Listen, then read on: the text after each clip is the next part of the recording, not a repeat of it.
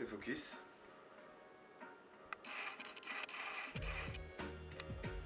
Ok, salut à tous, je m'appelle Simon, j'ai 21 ans et je suis actuellement au pair aux États-Unis depuis 3 mois environ.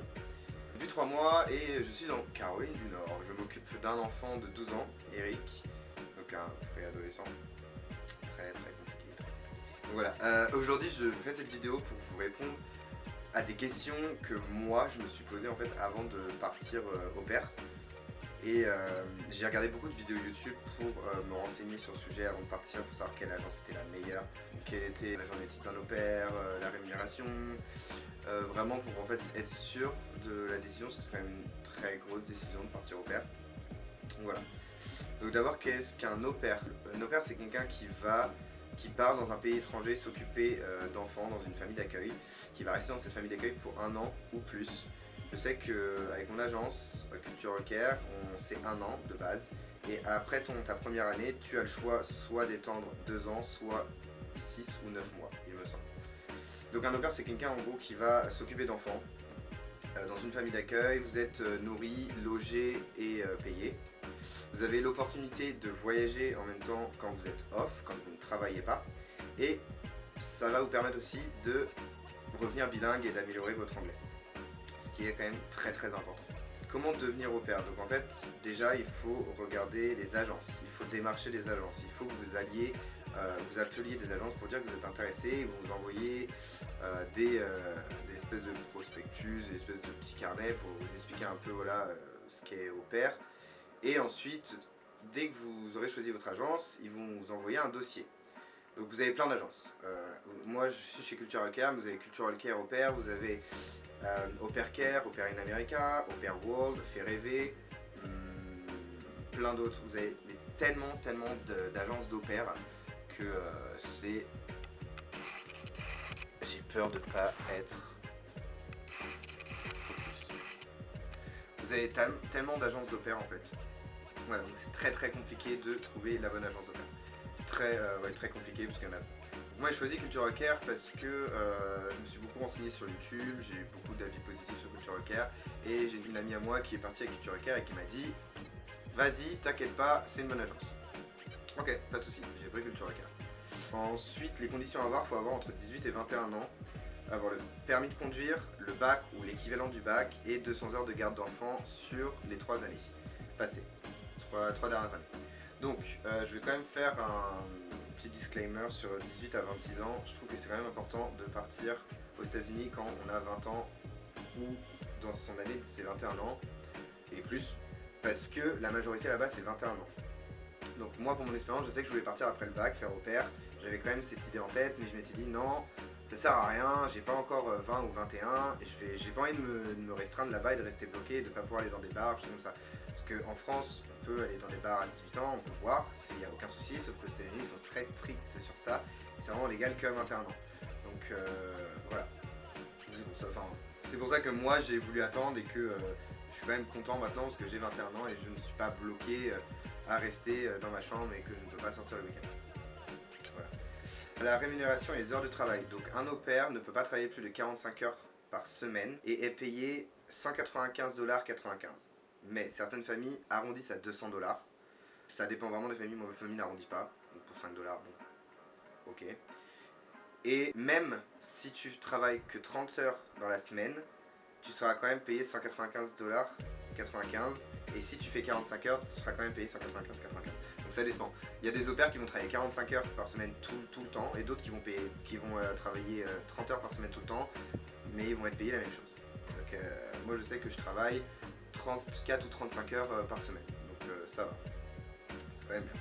Les étapes avant d'arriver aux États-Unis. Donc une fois que vous avez démarché votre agence, elle va vous envoyer un dossier, un très long dossier. Non, elle va vous envoyer un très long dossier qui va en fait vous demander plein de choses par rapport à vous, ce que vous faites dans votre vie quotidienne, ce que vous aimez faire avec vos amis, vos activités, vos hobbies, si vous avez des allergies, choses comme ça.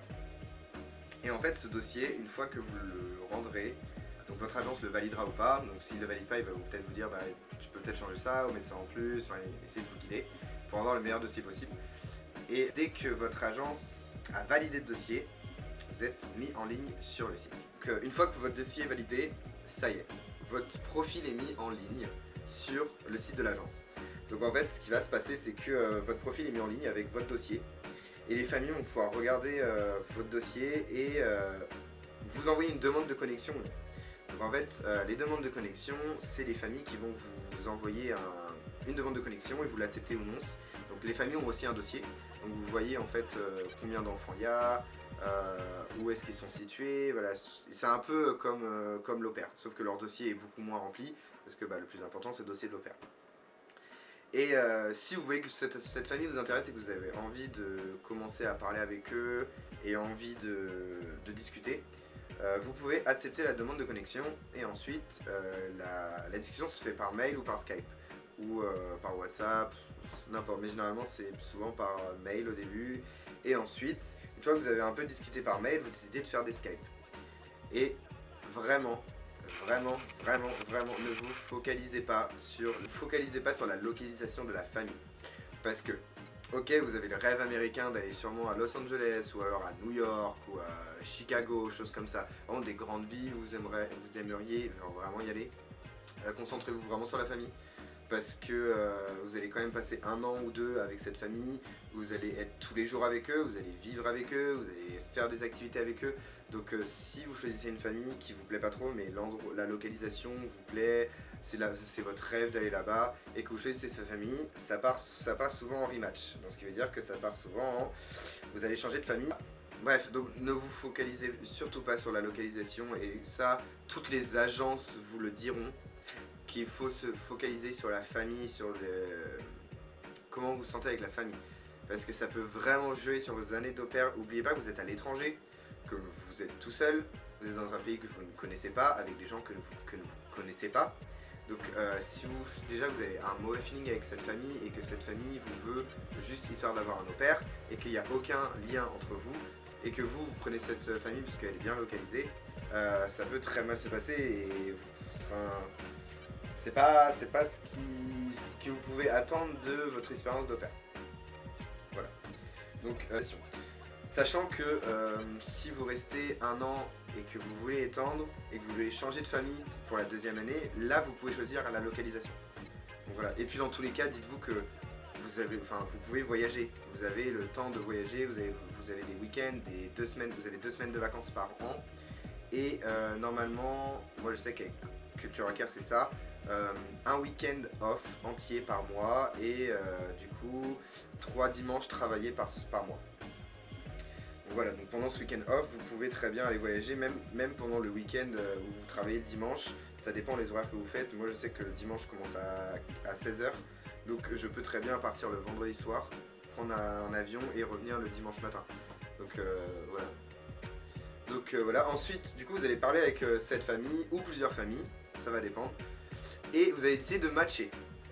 Donc, quand vous allez décider de matcher, ça va se passer sur le site. La famille, du coup, va vous envoyer une demande de match que vous aurez parlé avec la famille avant, bien évidemment, en Skype ou par mail. Et là, il y aura match. Donc là, une fois qu'il y a match, Culture Hacker va vous envoyer... votre agence, je suis désolé, votre agence va vous envoyer un mail pour... si je me rappelle, pour aller elle va vous appeler pour vous dire oui, on a vu que vous avez matché, c'est très bien, c'est génial, blablabla.